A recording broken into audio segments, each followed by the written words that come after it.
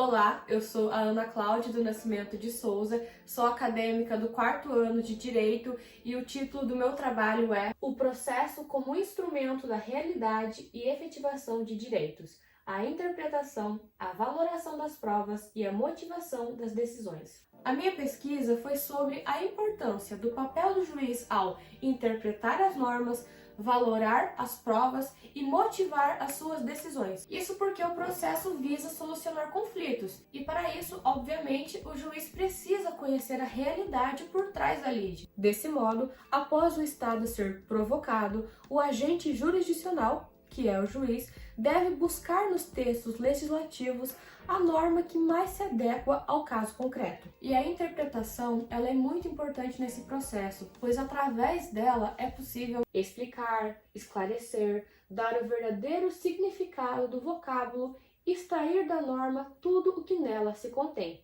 revelando seu sentido apropriado para a vida real e conducente a uma decisão. Além disso, o Paulo Nader cita as 3 correntes de interpretação do juiz. A primeira é a da livre estimação. Essa corrente parte do pressuposto de que o direito possui normas rígidas que não são capazes de traduzir os anseios do bem comum. Assim sendo, a missão do juiz seria escolher os princípios através dos seus próprios critérios de justiça e depois aplicá-los ao caso concreto. A outra corrente doutrinária é a da limitação à subsunção. Nessa corrente, a função do juiz ficaria reduzida a meramente aplicar as leis. Ele apenas consulta os artigos do Código, inteira-se da vontade do legislador e, ao final, aplica a norma ao caso concreto. A outra corrente, citada por Paulo Nader, é a da complementação coerente. Aqui, há a ideia de que se deve conciliar as duas correntes já citadas. Essa corrente respeita o direito vigente e, desse modo, respeita a segurança jurídica,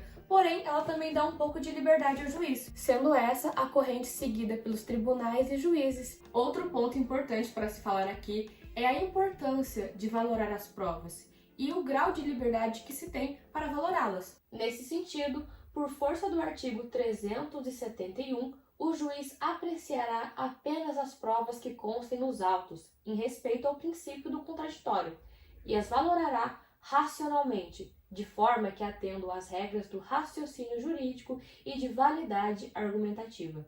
Destarte, não é admitida uma decisão baseada em fé ou em achismos. Por fim, é dever do juiz motivar as suas decisões. Nesse sentido, Fábio Caldas de Araújo nos diz que a motivação é necessária para que a própria decisão possa ser qualificada como justa e, sobre sua leitura, se realize o controle sobre o acerto da decisão. Ademais, vale lembrar que as decisões imotivadas são nulas.